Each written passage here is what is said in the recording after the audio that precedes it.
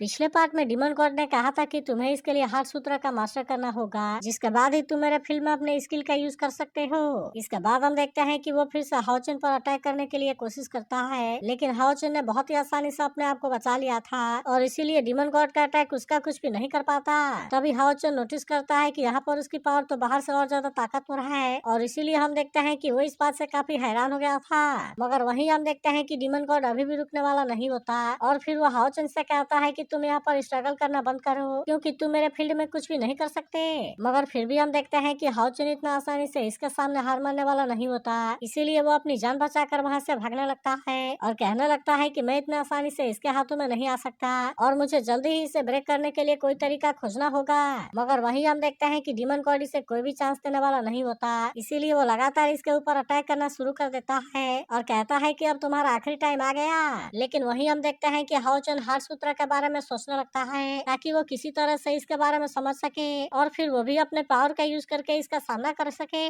फिर वो कहने लगता है कि उसने जो फीलिंग एक्सप्रेस किया था वे तो असल में ड्यूटी पर आए हुए सीनियर से बहुत ही डिफरेंट है। अब इसीलिए हम देखते हैं कि वो इस बात से काफी हैरान हो गया था। तभी डिमन गॉड उससे कहने लगता है ऐसा लगता है कि तुम्हारे पास में कोई स्किल है जिसका वजह से तुम अभी तक यहाँ पर बचे हुए हो, लेकिन फिर भी अब तुम यहाँ पर कुछ भी नहीं कर सकते और इसीलिए तुम अपने डेथ का वेलकम करने के लिए रेडी हो जाओ। मगर इसके बाद भी हम देखते हैं कि हाओचन इतना आसानी से हार मानने वाला नहीं होता और वो सोचने लगता है कि अगर तुम इसे ब्रेक करना चाहते हो तो फिर इसके लिए तुम्हें अपने स्वॉर्ड को स्विंग करना होगा और तुम्हारे आसपास में जो भी डिस्ट्रैक्शन है तुम्हें उससे बचना होगा। तभी हम देखते हैं कि हाओचन जैसे अपने स्वॉर्ड के ऊपर फोकस करता है तब इसके वजह से इसके स्वॉर्ड की पावर एक्टिवेट होने लगी थी और अब इसीलिए हम देखते हैं कि वो इसका यूज करके डिमन गॉड का सामना करने के लिए रेडी हो गया था। मगर वहीं हम देखते हैं कि डिमन गॉड को इसके बारे में कोई भी चिंता नहीं होती, क्योंकि अभी भी उसे ऐसा लग रहा था कि यहाँ पर वो अपने पावर का यूज नहीं कर पाएगा और इसीलिए वो इसे कहता है कि ये तो यूजलेस है। लेकिन अब हम देखते हैं कि डिमन गॉड ने अपने पावर को एक्टिवेट कर लिया था और अब इसका यूज करके हाओचन के ऊपर अटैक कर देता है। लेकिन वहीं हम देखते हैं कि हाओचन को इस बार इसके बारे में कोई भी चिंता नहीं होती, क्योंकि वो इस बार अपने पावर को यूज करने में कामयाब हो गया था। इसीलिए हम देखते हैं कि डिमन गॉड की पावर इसके सामने कुछ भी नहीं कर पाती और वहीं डिमन गॉड भी इस बात से काफी हैरान हो गया था। मगर वहीं हम देखते हैं कि हाओचन ने भी अपने पावर का यूज करके अटैक कर दिया था, जिसका वजह से डिमन गॉड की पावर इसके सामने कुछ भी नहीं कर पाती और इसे देख डिमन गॉड भी हैरान होते हुए कहता है कि ये कैसे हो गया, क्योंकि ये तो पूरी तरह से इम्पॉसिबल है। लेकिन इसके बाद हम देखते हैं कि वो हाओचन के पावर के सामने कुछ भी नहीं कर पाता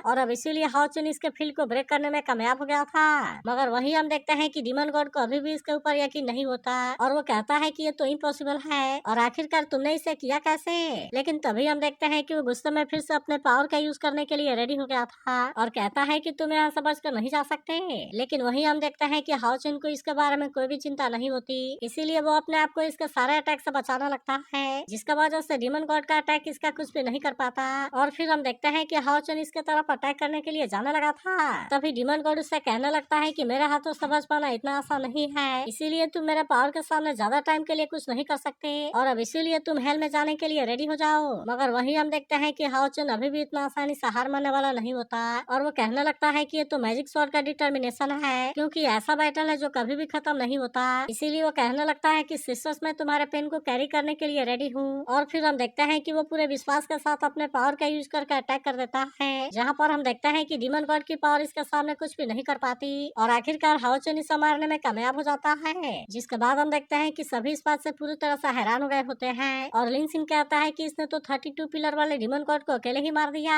मगर वहीं हम देखते हैं कि हाओचन की हालत इसमें खराब हो गई थी, इसीलिए सार तुरंत इसके पास आती है और वहीं बाकी लोग भी पूछने लगता है कि क्या तुम सही हो। मगर वहीं हम देखते हैं कि वो इसके बारे में कुछ भी नहीं बोलता और अब इन सभी को लेकर एटर्नल टावर में आ गया था। तभी सार हाओचन से पूछते हैं कि तुम कैसे हो, जिस पर हाओचन उसे बताता है कि मैं ठीक हूँ और ये केवल लिन सिंह के दिए हुए मेडिसिन की वजह से हो पाया। मगर तभी हम देखते हैं कि चेन को डुबाने के बारे में चिंता होने लगती है और इसीलिए वो इनसे पूछती है कि वो होश में कब आएगा। जिसके बाद हम देखते हैं कि लिन सिंह उसे और मेडिसिन देने के लिए रेडी हो गया था ताकि वो जल्दी से होश में आ सके। लेकिन तभी इसी वक्त हम देखते हैं कि डुबानी भी होश में आ जाता है, जिसे देख चेन खुश होते हुए कहती है कि आखिरकार तुम ही होश में आ गए। मगर इसके बाद वो भी इनको अपने सामने देख पूरी तरह से हैरान हो गया था और फिर वो हाओचन से कहता है कि प्लीज तुम जल्दी से उन दोनों ग्रुप को बचा लो। तब इसके ऐसी बात सुनकर हाओचन को भी इसके बारे में चिंता होने लगती है और इसीलिए वो इससे पूछता है कि आखिरकार तुम्हारे साथ में हुआ क्या। तब इस पर डुबानी बताता है कि हम जैसे ही वहाँ पर गए हमने देखा कि demon ember snake demon pillar को फिर से बना रहा है, जिसके बारे में सुनकर ये सभी भी इस बात से पूरी तरह से हैरान हो जाते हैं हैं और कहता है कि क्या सच में वो स्नेक डिमन पिलर को बना रहा है। तभी सिमासियन कहता है कि हमने तो स्नेक डिमन पिलर को डिस्ट्रॉय कर दिया था, लेकिन क्या वे इसे फिर से बना सकते हैं? तब इस पर हानि कहता है कि हम इसके बारे में कुछ भी नहीं कर सकते,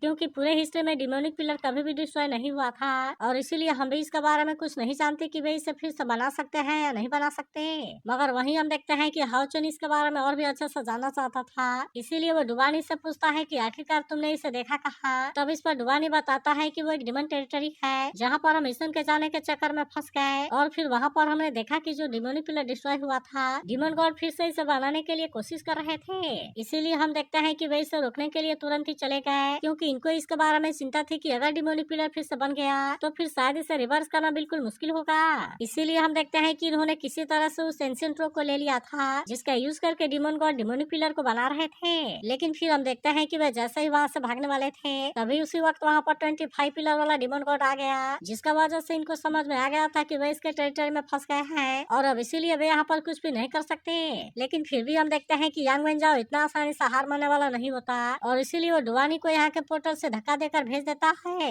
लेकिन अब 25 पिलर वाले डिमन गॉड के बारे में सुनते ही वे सभी पूरी तरह से हैरान हो गए थे और फिर कहते हैं कि ये तो असल में वही डिमन गॉड है जिससे कि हम मिल चुके हैं। मगर वहीं हम देखते हैं कि हाओचन को इसके बारे में समझ आ गया था और कहने लगता है कि शायद वो इसीलिए अर्थ कोर स्टोन को हासिल करना चाहता था ताकि वो इसका यूज करके डिमोनिक पिलर को फिर से बना सके। मगर तभी हम देखते हैं कि चेन यांग वेंजाओ के बारे में सोचकर परेशान होने लगती है और उसे ऐसा लग रहा था कि शायद अब तक वो डिमन गॉड के हाथों मारा जा चुका होगा। वहीं हम देखते हैं कि डुवानी भी यांग वेंजाओ के बारे में सोचकर परेशान होता है और फिर कहता है कि एंशिएंट कोर स्टोन को वहाँ से लाने के लिए वे सभी 25 पिलर वाले वाइस डिमन गॉड के हाथों में चले गए। लेकिन फिर वो कहने लगता है कि तुम्हें इसके बारे में ज्यादा चिंता करने की जरूरत नहीं है और मैं पूरी तरह से श्योर हूँ कि वो अभी भी जिंदा है, क्योंकि हमने वहाँ पर ब्लड लाइफ स्पिरिट स्टोन को एक्सचेंज कर लिया था जिसमें कि हमारा ब्लड इन्फ्यूज है और अगर कोई मरता है तो इसके कई टुकड़े हो जाते हैं। लेकिन यांग वेंजाओ का ब्लड स्पिरिट स्टोन अभी तक भी सही था और इसीलिए उसे यकीन है कि वो अभी तक भी जिंदा